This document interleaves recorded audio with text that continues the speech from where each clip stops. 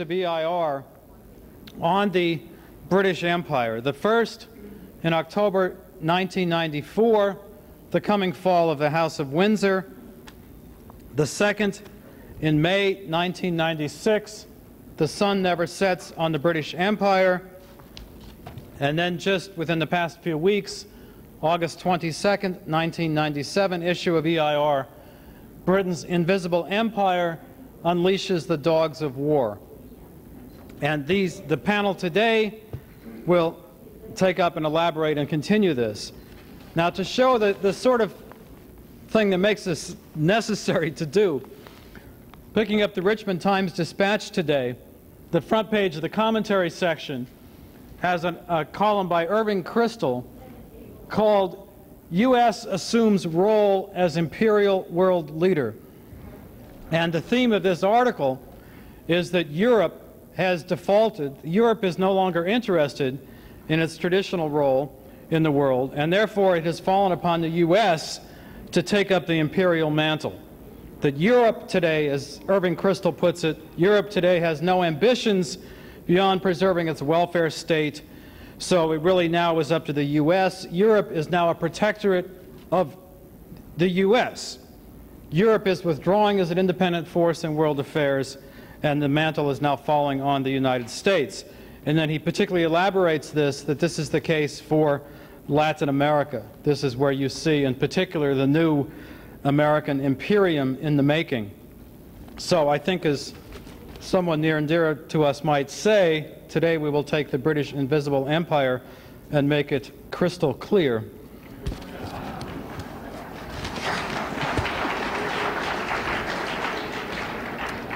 So this afternoon's panel, Britain's Invisible Empire Wages Global War, will be kicked off by Jeff Steinberg, the counterintelligence editor of EIR.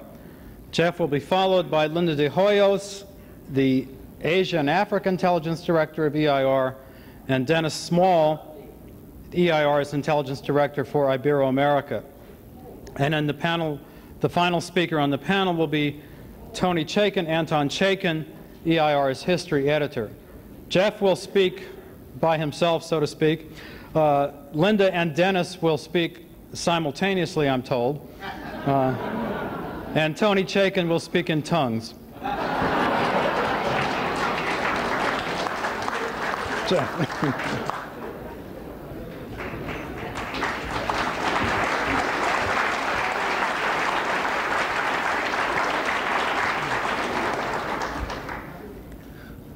We're at war. In the past 24 hours, we've probably seen the most recent high-level political assassination in that war. Perhaps not the last, certainly not the first. At stake is the very survival of the nation-state system and every achievement of modern civilization that we cherish. If the enemy has its way, 80% of the human race will be wiped out under the most hideous of circumstances over the next several generations. And to the extent that the human race survives at all, if we lose, it will be a humanity of barely a few 100 million people at most that crawls up out of the rubble, takes a measure of its past follies, and casts off the axiomatic assumptions and policies that led to its near self-destruction. No matter how awesome and frightening the stakes, this is a war that we can win with relative ease, but only if we conduct a mobilization of resources like none that has been seen since President Roosevelt mobilized the nation for war of annihilation against that British tool Adolf Hitler. The greatest challenge that we face is that for the vast majority of Americans, the real enemy remains invisible. Nevertheless, this is a shooting war, and the casualties are mounting at a staggering rate. In the Great Lakes region of Africa, since April 1994, literally millions of people, mostly civilians, have been slaughtered. and many million more have been driven from their homes and villages either into death camps or into equally certain death in forests where they're roaming around without food, being hunted down like animals and killed. In Ibero-America, decades of low-intensity war waged by narco-terrorist gangs and drug cartel mercenary armies, bankrolled by hundreds of billions of dollars in drug money, has claimed tens of thousands of lives already. Leading resistance fighters against these narco-insurgencies, some of the leading nationalists and patriots of the continent, have paid with their lives in each country, especially Colombia and Mexico. In the United States, there have already been acts of brutal aggression, blind terrorist acts, most notably the World Trade Center and Oklahoma City bombings. The current President of the United States has been the target of at least 17 publicly acknowledged physical attacks or planned assassination attempts. At one point in 1994 and 1995, scarcely a week went by without either a shooting incident or a kamikaze plane crashing into the back lawn of the White House. Yet the enemy, through a billion-dollar propaganda effort, has brainwashed a large number of Americans into believing that the enemy lives in Washington at 1600 Pennsylvania Avenue, and that it's time to dismantle our cherished constitutional republic. We're not talking here about a fictional, futuristic scenario penned by H.G. Wells or Aldous Huxley. This is the world we live in today. And whether or not the majority of your friends and neighbors try to escape into the virtual reality of Hollywood, MTV, the 700 Club, the Internet, drugs, or Armageddonism, the real bullets are continuing to fly. The enemy I am referring to has a command center. It's located in London.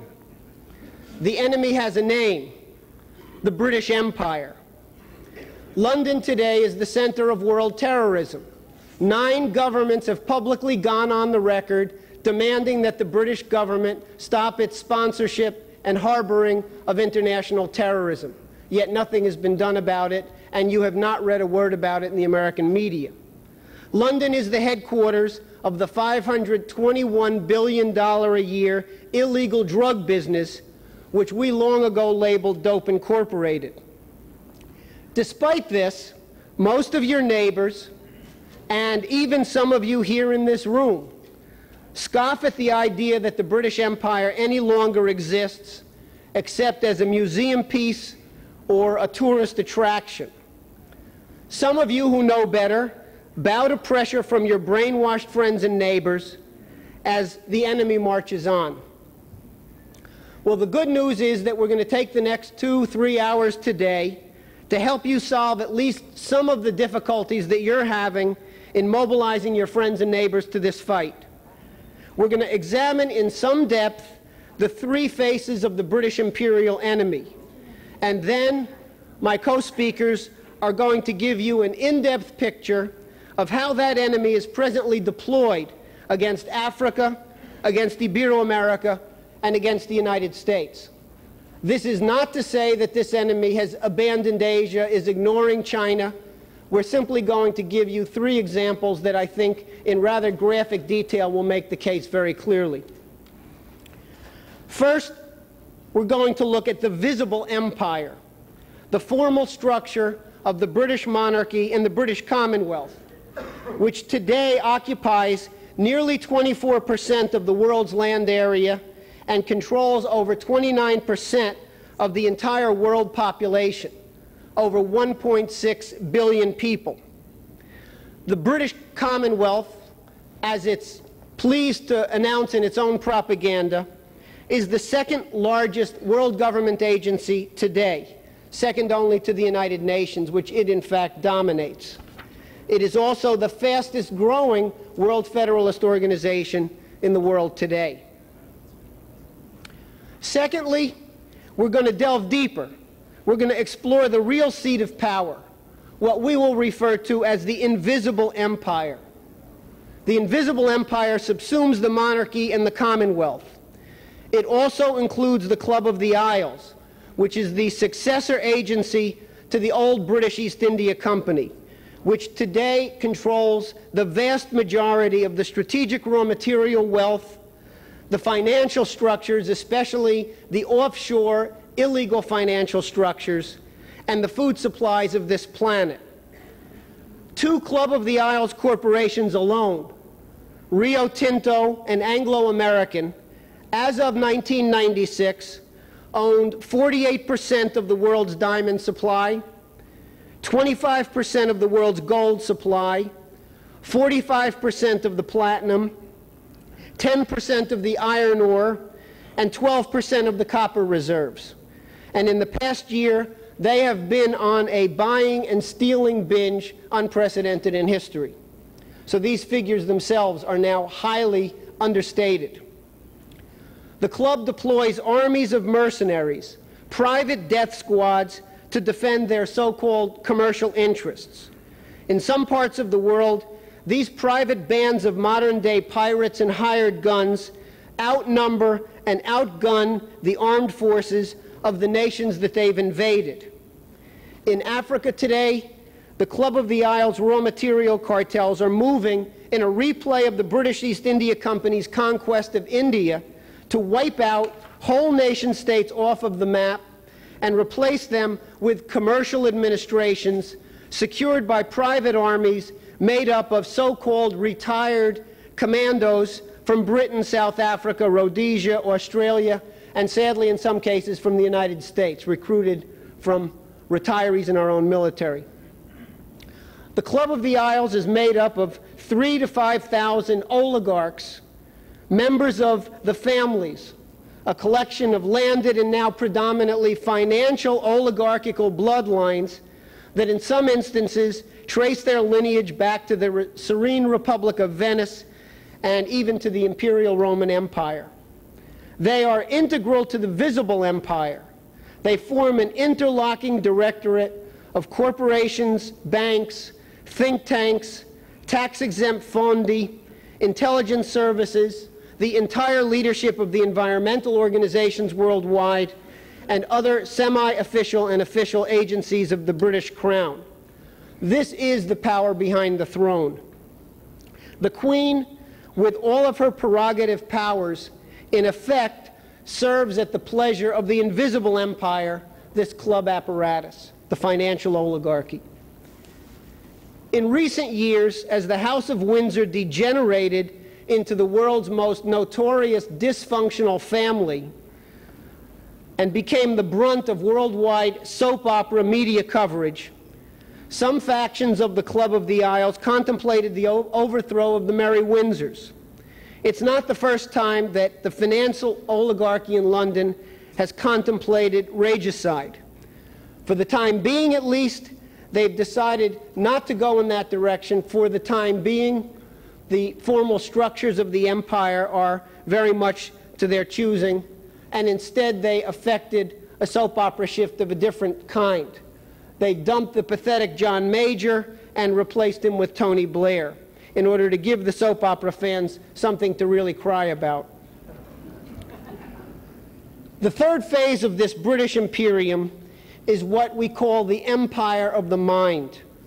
This is the most deceptive and, in a sense, the most powerful weapon in the British arsenal. Most of the so-called real feelings, their underlying axioms and values that most people share today, are shaped by a psychological warfare machine headquartered in London. It's the most powerful and efficient propaganda ministry the world has ever seen. Its mission, first and foremost, to destroy the most fundamental idea of Platonic Christian civilization, that man is in the living image of God. Secondly, to achieve that through the spread of cultural pessimism, through drugs, through the fostering of irrationalist cults, and through terrorism aimed at producing mass shock trauma. While for years we've identified the role of such agencies as the Quatuor Coronati Lodge of British Freemasonry, the Tavistock Institute, the Frankfurt School, in spreading this disease of cultural pessimism and irrationalism, today we're going to focus on a different facet of this ministry of propaganda and brainwashing, the Church of England.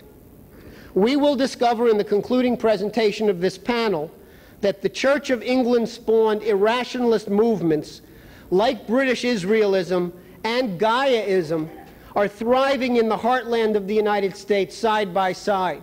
One, the semi-official pagan religion of the militias, the other, the semi-official pagan religion of the environmental movement. Taken together, these two tentacles of the same British psychological warfare machinery are the wellspring for every form of low-intensity warfare currently unleashed to achieve the destruction of the United States. Without a clear recognition of this problem, there is no agency of the U.S. government that is capable of effectively defending the national security interests of the United States, even on the home front. So having given you a brief outline of what we're going to be covering over the next several hours, let's take up the first of the three faces of the British Imperium today, the visible empire, the formal structure of the British Crown today. The British Empire has no written constitution. It is an oligarchy, pure and simple, modeled explicitly on the Venetian Doge system. The British monarch is at once the head of the Church of England, the commander-in-chief of the armed forces, and the head of the Commonwealth. She rules through a series of prerogative powers. She alone has the authority to declare war. She alone appoints all of the military commanders and officers of land, sea, and air. The Queen can dissolve Parliament without cause and can similarly dismiss the Prime Minister on a moment's notice. She appoints all judges and magistrates. She appoints the Archbishop of Canterbury and all of the senior bishops of the Church of England. The Queen can initiate criminal proceedings, and she alone can issue a pardon. The principal instrument for this unchecked concentration of power is the Privy Council, a body of approximately 400 prominent individuals appointed for life by the monarch. The term privy refers to the royal potty, the royal commode, and is a reference to the fact that in earlier periods there were only a very small select number of key advisors who were allowed into the inner sanctums of the monarch. So perhaps we ought to use some sanitary measures and flush the whole thing down the drain. The Privy Council consists of the leading members of the royal family, the Archbishop of Canterbury, other leading members of the Anglican Communion, peers from the House of Lords, the Prime Minister, the Law Lords, all cabinet officers, leaders of the loyal opposition in Parliament, and prominent individuals from the City of London. In other words, the leading representatives of the commercial interests that we've labeled the Club of the Isles. 4 out of 5 members of the House of Lords are hereditary lords. They inherited their positions. So in recent years, with the baby boomer generation coming into power, you've got a phenomenon of many members of the House of Lords coming forward to advocate legalization of drugs, and they themselves are notorious drug addicts. Since the Judicial Committee Act of 1833, the Judicial Committee of the Privy Council, an even smaller body, again handpicked by the monarch, has functioned as a secret Supreme Court for the entire empire, the ultimate court of appeals. Rulings of this court are not made public, but are submitted in the form of advice to Her Majesty. To this day, most member countries of the British Commonwealth accept voluntarily the Judicial Committee of the Privy Council as their own Supreme Courts of last resort. Now, the Queen today is the sovereign of 16 countries and 21 dependent territories, including the United Kingdom, Canada, Australia, New Zealand. Many of the smaller nations and dependencies, like the Bahamas, Jamaica, and the Cayman Islands, are notorious as drug money laundering centers. In most of these locations, the Queen rules through a Governor General, whom she appoints, and through a local Privy Council modeled on the Privy Council in London. Since the time of King Henry VIII, the British monarch has also been the self-proclaimed Pontifex Maximus, the head of the Church of England and the entire Anglican Communion, meaning both the high and the low-down churches. The Archbishop of Canterbury, as the Queen's Primer Inter Pares, heads the Anglican Communion, which is made up of over 40 separate churches around the world, principally inside the British Commonwealth.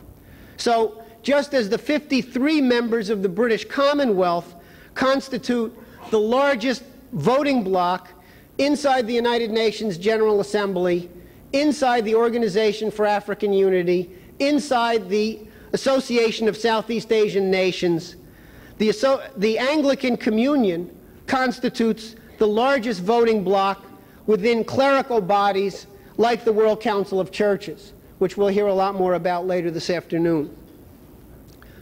By now, it should be dawning on you that the so-called British government is a little bit of a hoax, a fraud, a powerless piece of living theater which follows the order of the Crown or is replaced on a whim. As head of the loyal opposition, for example, the current Prime Minister, Tony Blair, was inducted into the Privy Council in July of 1994, taking an oath of loyalty to the Crown and sharing a backbench with his predecessor, John Major. If you need any further convincing about the irrelevancy of the British government today, I can only suggest that you turn on your TV at midnight on a Sunday, turn to C-SPAN, and watch the weekly appearance of the Prime Minister before the House of Commons. It's a poor imitation of the Gong Show.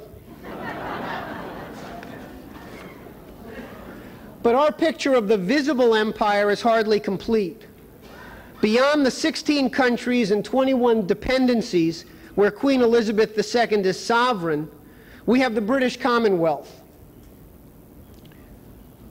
The British Commonwealth, headed by the British monarch, is today made up of the 16 countries and 21 dependencies where the Queen is sovereign, and an additional 37 countries where Queen Elizabeth II is not the sovereign. The 53 countries of the Commonwealth, as I mentioned earlier, have more than 1.6 billion people, 6 times the population of the United States. The Commonwealth includes such, quote, former British colonies as India, Pakistan, South Africa, Kenya, Uganda, which we've already heard a great deal about today and yesterday, Sierra Leone, Zimbabwe, formerly Rhodesia, Bangladesh, Brunei, Singapore, and Malaysia. Recently, Mozambique, a former Portuguese colony, has been granted membership in the British Commonwealth. Another former Portuguese colony, Angola, has formally applied and is simply awaiting final word of its membership. Already, the Palestinian Authority has indicated that it will formally apply for membership as soon as it achieves nation-state status, and last week an invitation, in fairness, was extended to Israel. Now, obviously, as Lynn discussed yesterday, a number of the countries that are absolutely pivotal to the implementation of the land bridge, such as India and Pakistan, are members of the British Commonwealth.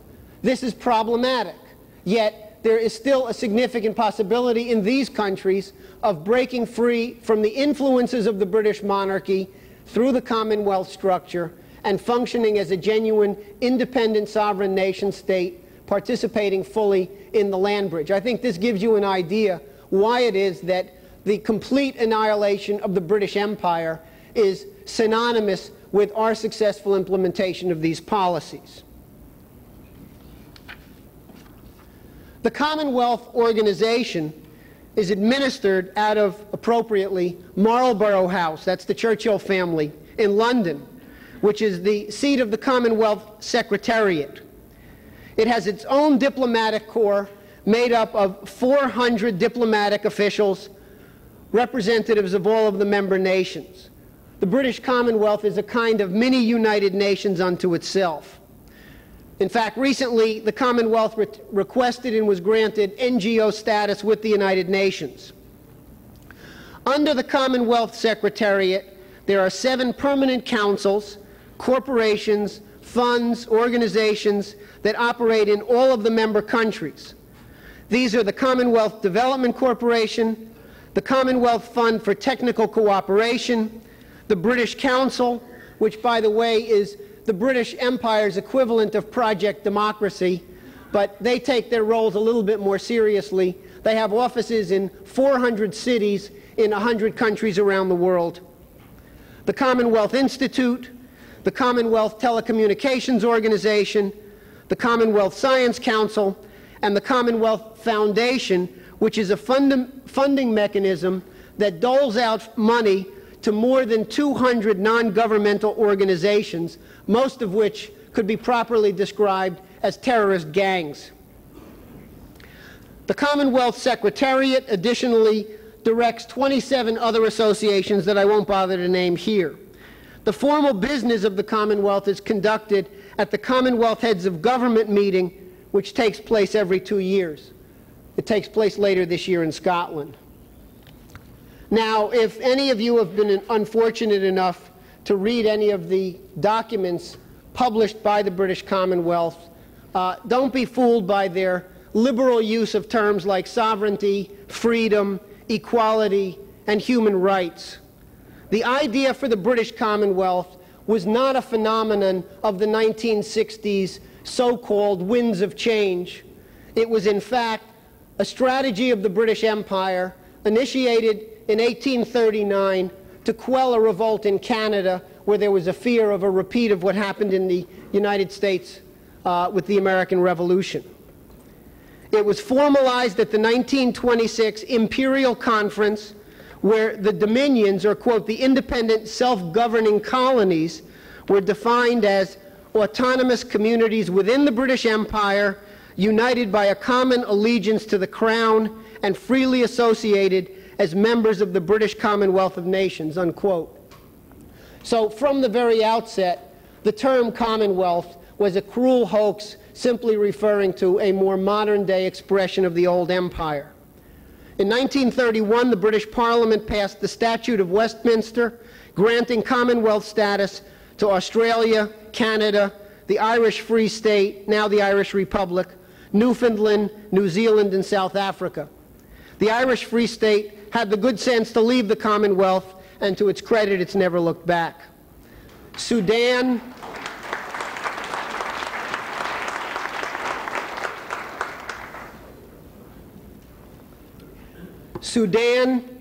Yemen, Iraq, and Egypt are other countries that escaped the British yoke after suffering under colonial rule. Now, to secure continued domination over its vast colonial sphere, and to ensure that the ideas of the American Revolution were never allowed to spread to any other part of the British realm, the monarchy during the 19th century established 2 agencies, Crown Agents for the colonies and the Corps of Commissionaires. Crown Agents was founded in 1833 as an emanation of the Crown, apparently another reference to the royal commode, to administer the empire. From its founding through to 1996, when it was officially privatized, if you believe that, Crown Agents served as the arms brokers, the quartermasters, the paymasters, the private bankers for all of the British colonies. At a certain point in the 19th century, that numbered over 300 separate entities. They printed the coins, they purchased the weapons, they paid the colonial soldiers, they ran the customs houses, they secured the borders, they ran a worldwide commercial shipping fleet, and managed the private real estate portfolios of the leading figures within the empire. The transition from empire to commonwealth has had virtually no impact on the functioning of Crown agents. To this day, as the privatized Crown Agents for Overseas Government and Administration, LTD, they serve as the agents for 150 governments and organizations. They manage the entire customs service and borders of Mozambique. Through a contract with the United Nations, they're in charge of all of the reconstruction procurement for Bosnia. So if anybody has any questions as to why nothing has happened, ask Crown agents. Through another UN contract, they feed all of the blue-helmeted peacekeepers in Angola and Bosnia. They administer $3 billion worth of projects, maintain a $1 billion asset management portfolio, and frankly, things would have been a lot more prosperous for Crown agents had they not run into a bit of trouble in the mid-1970s, when their speculation in the London commercial real estate markets blew up one of the first big secondary market bubbles and nearly bankrupted them. Fortunately, as an emanation of the Crown, the Exchequer bailed them out in full, a decade before the S&L bailouts here in the United States. The scandal also proved to be embarrassing in another way because it turned out that one of the business partners of Crown agents in these various real estate deals and other criminal enterprises was none other than Meyer Lansky. So if anybody has any questions about the relationship between organized crime and the British Crown, this should give a bit of an indication of the answer. Now, in its new private incarnation, Crown Agents is just as filthy as it was during the colonial period. All of the stock in the company is held by the Crown Agents Foundation, which is not surprisingly headed up by a Knight Grand Cross of the British Empire, a high-ranking member of one of the chivalric orders appointed by the Queen. The corporate members of the foundation are from the top echelons of the Privy Council and the Club of the Isles, including representatives of Barclays Bank, Standard & Chartered Bank, Unilever, which is an Anglo-Dutch joint venture, Tate & Lyle, the British Sugar Cartel, and the Royal Commonwealth Society, and Christian Aid, which is the official charity organization representing 40 British and Irish churches. Dennis will have some things to say about that organization later this afternoon. Transparency International, a non-government organization founded by the British royal consort Prince Philip to, quote, combat government corruption, if you can believe that, holds a seat on the board of Crown Agents Foundation, and in turn the managing director of Crown Agents, P.F. Berry, is on the advisory board of Transparency International. It's all very incestuous. The other Crown emanation launched during the 19th century was the Corps of Commissionaires, which to this day serves as the central hiring hall and coordinating agency for all, quote, retired British commandos, SAS members, soldiers, police, etc. The Corps was founded in 1859, ostensibly to provide jobs for British soldiers demobilized at the end of the Crimean War. Initially, these former military men were hired as uniformed security guards at all of the prominent institutions of the City of London. But soon, Corps of Commissionaires were set up in Australia, Canada, East Africa, New Zealand, and South Africa to service a very large number of British military personnel who had been relocated to the colonies as guarantors of London's permanent control.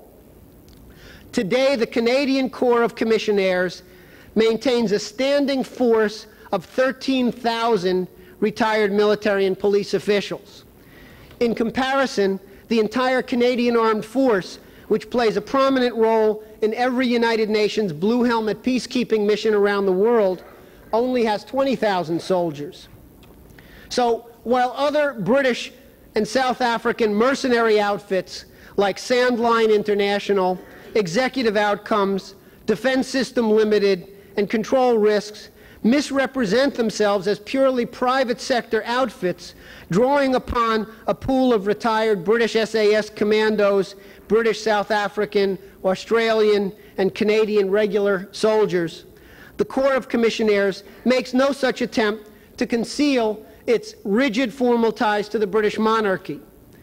A spokesman at Buckingham Palace confirmed that Queen Elizabeth, who is officially listed as the chief patron and the honorary chair of the Corps of Commissionaires for Britain, Canada, and Australia, serves in those capacities as part of her official duties as Commander-in-Chief of the Armed Forces.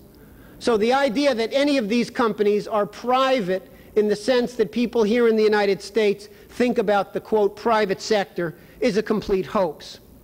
The Corps of Commissionaires maintains the central roster of all British former servicemen, which is the labor pool which all of these other companies employ. So Crown Agency and the British Crown are the world's largest mercenary organization.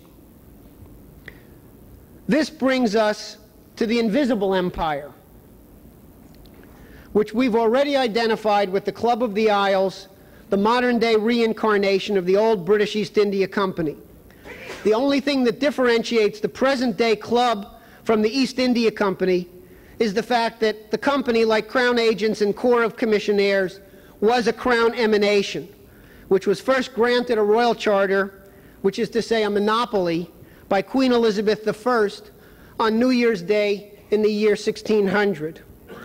But in methodology and in the body count of the genocide carried out by this apparatus, the current Club of the Isles and the former British East India Company are indistinguishable. Just consider a little bit of the history of the company. During the first 20 years of the East India Company's rule over Bengal in the Indian subcontinent, according to its own official accounts, 10 million Indians died either of starvation or in battle against this British occupation. And the vast majority died of starvation.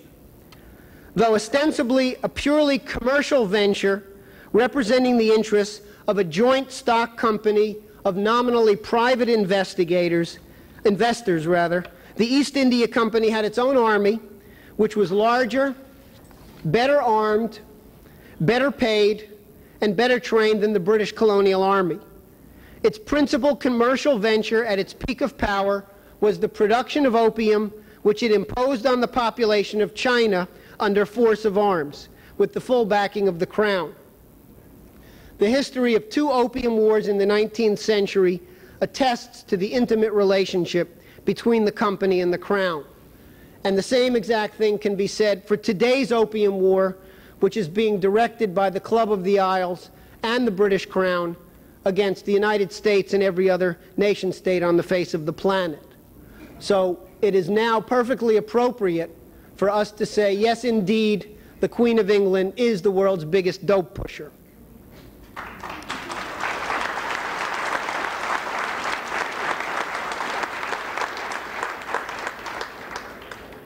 As you know, previously that was misquoted and misattributed as a slander, but some information has come out since 1982 that really buttresses the case beyond doubt, not the least of which is the records of the royal apothecary during the period of Queen Victoria, who spent the last 20 years of her reign in psychedelic splendor on opium and cocaine at Balmoral Castle.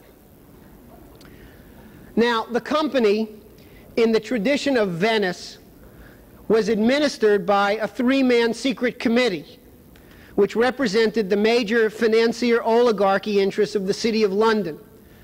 During most of the 18th and first half of the 19th century, this was the House of Baring. The British East India Company also established its own college called Haileybury College, whose influence today is as profound and dominant as it was at the peak of the British East India Company in the 19th century. Who were the leading faculty of Haileybury College? Let's start out with Parson Thomas Malthus, the plagiarizer of the Venetian Gian Maria Ortez, who is today the godfather of the genocide lobby, the so-called zero population growth lobby. Adam Smith, whose Wealth of Nations was merely an apologia, a propaganda tract for the unchallenged power of the invisible hand of the British cartels, was also a leading member of the faculty of the East India Company College. Jeremy Bentham, the usurer and pedophile who attempted to reduce all human thought to the animal desire to seek pleasure and avoid pain, was another leading figure of the Haileybury College apparatus. And Bentham, as the chief agent of the chairman of the secret committee of the East India Company at the end of the 18th century, Lord Shelburne, trained another leading East India Company propagandist, James Mill, whose 7-volume History of India was a recipe book for fostering syncretic irrationalist cults in India to control the population. James Mill's son, John Stuart Mill, who was the tutor of the evil Lord Bertrand Russell, followed his father also into prominence at Haileybury College. So step back a second and look at the curriculum in the economics departments, in the sociology departments, in the psychology departments, and in the political science departments of every university here in the United States and in most countries around the world today, and you will find that the curriculum was written by the British East India Company, and to this day it goes unchallenged. Now, were the Club of the Isles to publish its own annual report, which, needless to say, they don't do, they would have identified Prince Philip as the Chief Operations Officer. In 1994, we at EIR took the liberty of publishing the annual report for them. Prince Philip is most well known as the founder and chief propagandist for the Death Lobby, otherwise known as the World Wildlife Fund or the Worldwide Fund for Nature, and as a prominent advocate of the reduction of the human population by 80% over the next several generations. In an August 1988 interview with the German press agency, Prince Philip betrayed both his occult religious beliefs and his murderous impulses by stating, quote, "In the event that I am reincarnated, I would like to return as a deadly virus in order to contribute something to solve overpopulation." Now, Prince Philip, in league with the former SS officer, Prince Bernhard of the Netherlands, created the World Wildlife Fund in 1961, which in turn has spawned 2 successive generations of eco-terrorist organizations, from Greenpeace, Friends of the Earth, and Survival International, to such outright death squads as Earth First and the Animal Liberation Front. In the late 1960s, Prince Philip and Prince Bernhard launched the 1001 Club, which represents the closest approximation of a formal membership list of the Club of the Isles. Prior to the WWF, environmentalism, by the way, was purely a gentleman's sport. No sane human being, in other words, would have thought of considering themselves an environmentalist. Typical of the environmental organizations before 1961 and the beginning of the cultural paradigm shift were the London Zoological Society, the International Union for the Conservation of Nature, the Royal Geographical Society, the Fauna and Flora Preservation Society, which was originally the Society for the Preservation of the Wild Fauna of the Empire, and the Nature Conservancy, which was dominated by people like Sir Julian Huxley and Sir Peter Scott.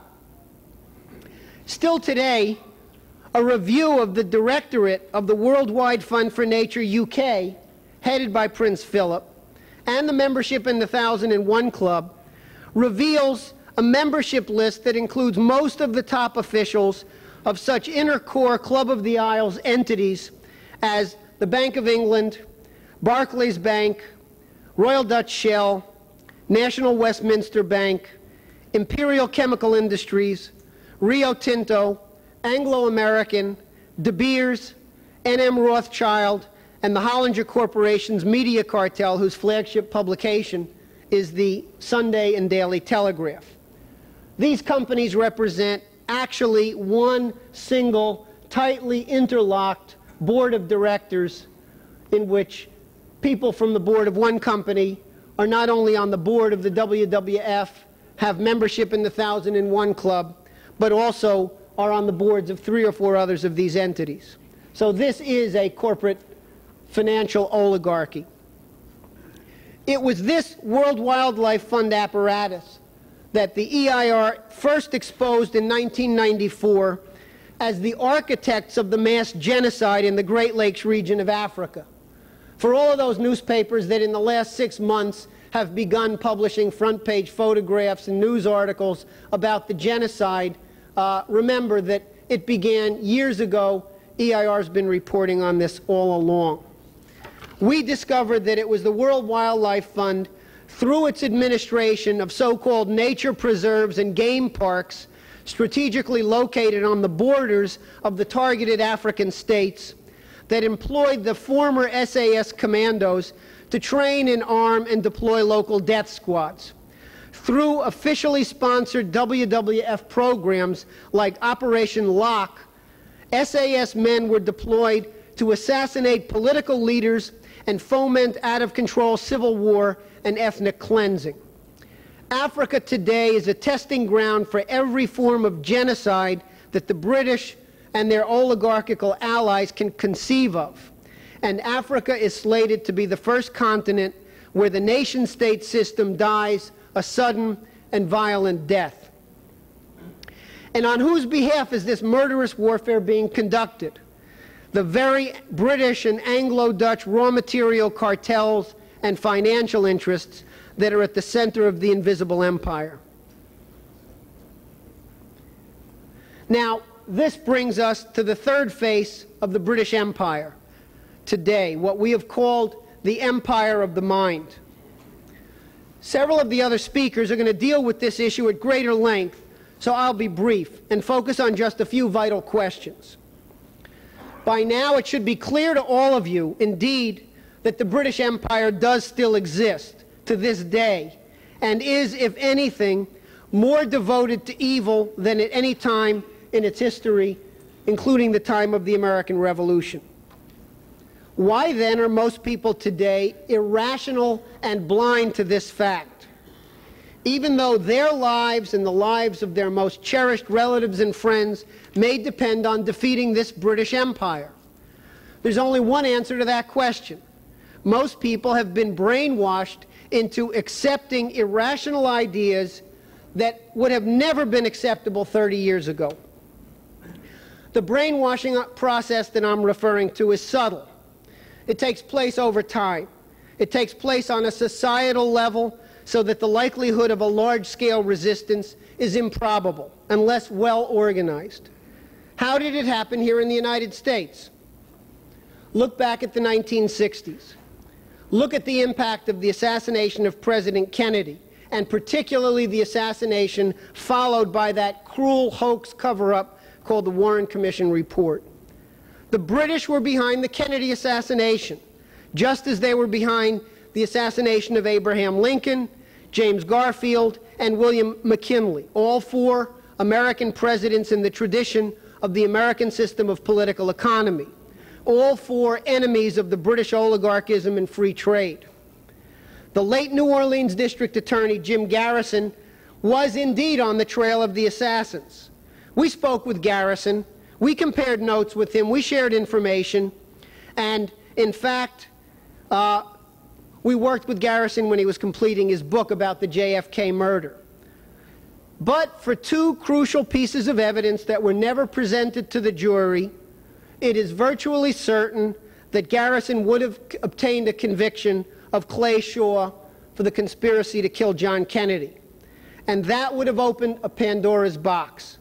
Garrison had traced the origins of the murder plot to Montreal, Canada, to the offices of a man named Louis Mortimer Bloomfield, wartime British Special Operations Executive Officer, liaison to the FBI in the United States, the founder of the Canadian branch of Prince Philip's World Wildlife Fund, a charter member of the 1001 Club, and a high-ranking official of the United Nations, just so he didn't leave that off of his resume.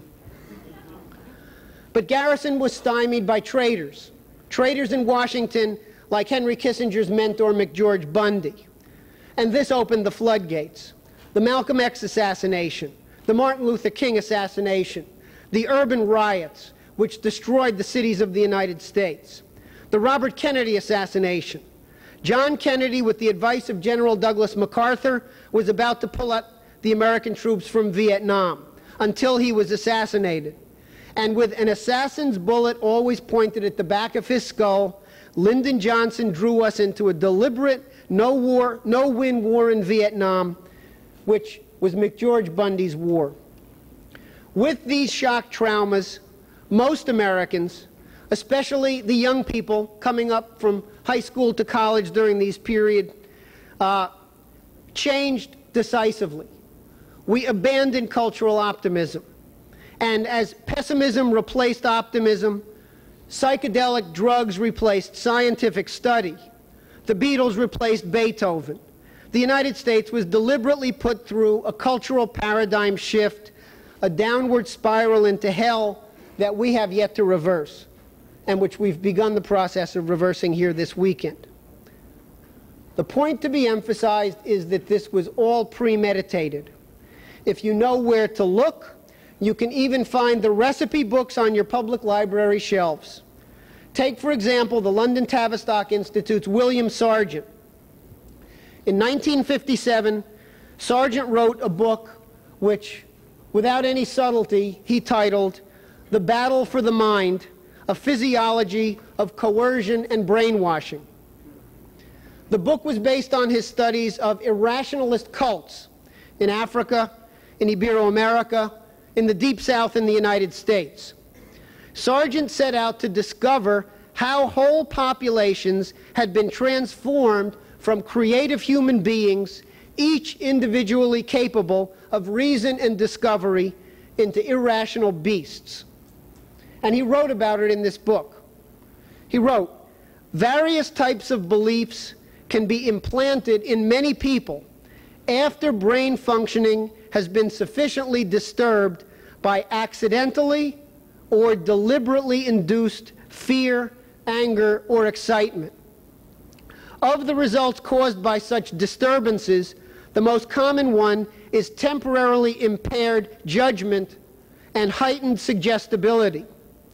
Its various group manifestations are sometimes classed under the heading of herd instinct and appear most spectacularly in wartime, during severe epidemics, and in all similar periods of common danger which increase anxiety and sow individual and mass suggestibility." Now think back at the 1960s from that vantage point. So where do our ever-loving British cousins want to see this process go? Again, we can take them at their own words, this time the words of Aldous Huxley, the brother of Prince Philip's mentor, Sir Julian Huxley. What most people don't realize is that Aldous Huxley spent the last 30 very odd years of his life in Hollywood as a part-time screenwriter and full-time propagandist for the psychedelic revolution. But his objectives were not just peace and love. In 1961, Huxley delivered at the University of California Medical School in San Francisco, at a conference sponsored by the State Department's Voice of America, a rather chilling lecture. His message was blunt, and it was delivered on behalf of precisely the British oligarchy that we've been discussing here today. What Huxley said was, quote, "There will be in the next generation or so a pharmacological method of making people love their servitude and producing dictatorship without tears, so to speak. Producing a kind of painless concentration camp for entire societies so that people will in fact have their liberties taken away from them, but will rather enjoy it because they will be distracted from any desire to rebel by propaganda or brainwashing enhanced by pharmacological methods.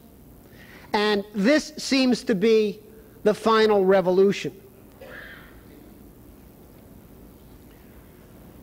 So we have the British oligarchy, the dedicated enemy of everything embodied in the Council of Florence, in the nation-state system, and the American Revolution. Our British enemy is engaged in endgame maneuvers, while the majority of our troops, sadly, are still sleeping in the barracks. Since the 1989 fall of the Berlin Wall and the collapse of communism, the British oligarchy has concluded that they no longer have to tolerate the existence of the nation-state system whatsoever. This process, as Lynn indicated yesterday, began with the cultural paradigm shift in the mid-1960s, but there was a major escalation beginning in 1989. During much of the 20th century, despite the fact that leading spokesmen for the British Empire, like H.G. Wells and Bertrand Russell, preached world government and world oligarchism, the leading figures in the Club of the Isles and their fellow travelers in Europe and America realized that they could not yet move to totally dismantle the nation-state system so long as there was a potential for the eruption of wars of annihilation, which would require the marshaling of material resources that the oligarchy is incapable of accomplishing on its own. Even during the Cold War, the Wellesian doctrine of mutually assured destruction, MAD, first spelled out by Wells's protege Leo Szilard, was no guarantee that a superpower conflict was impossible. President Reagan, in adopting Lyndon LaRouche's Strategic Defense Initiative, overturned MAD and demonstrated that point directly. Now, however, the British are convinced that the nation-state system, at least for the time being, can and must be targeted for extinction. 500 years of unsettled coexistence and warfare between republicanism and oligarchism is now being fought out.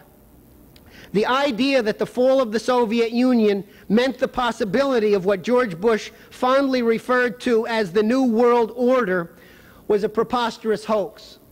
Typically, George Bush had it all wrong.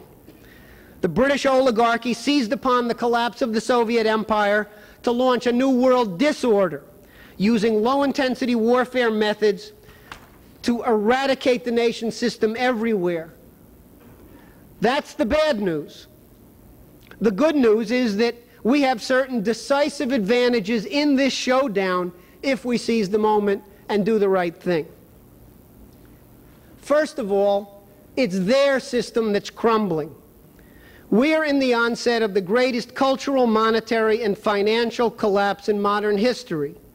It is not just the financial bubble that's going to explode. All of the underlying assumptions of their paradigm shift of the past 30 years are collapsing around them. Those ideas violate the laws of the universe, the laws of nature, the laws of man.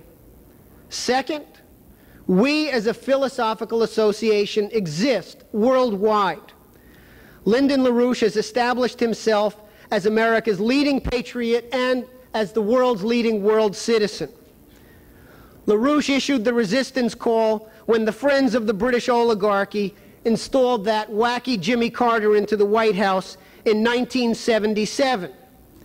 At that time, LaRouche led the drive to defeat the British Opium War, the legalization of drugs movement in the United States, which to this day is a strategic priority for the Club of the Isles, as evidenced by the recent surfacing of the Queen's personal speculator, George Soros, to pour hundreds of millions of dollars into the effort to revive that dead horse of drug legalization.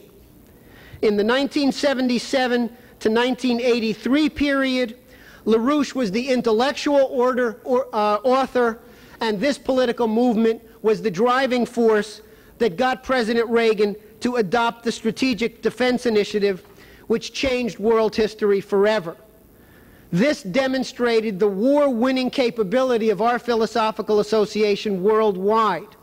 And it's on the shoulders of those accomplishments today that Lyndon LaRouche is leading the drive to convene the new Bretton Woods Conference, to roll back the New Age, to roll back the post-industrial paradigm, and complete the unfinished work of the Council of Florence and our own American founding fathers. Third, contrary to the fantasies of the British oligarchy, man is not a beast driven by pleasure and pain alone. Man is endowed by his Creator with the capacity for reason, discovery, and truth. The truth can truly set you free, and your mastery of the truth can help free all of mankind from the hell that the British otherwise have in store for all of us. So sit back, put on your thinking caps, be prepared to look inside your own minds, and prepare to organize the minds of your friends and neighbors.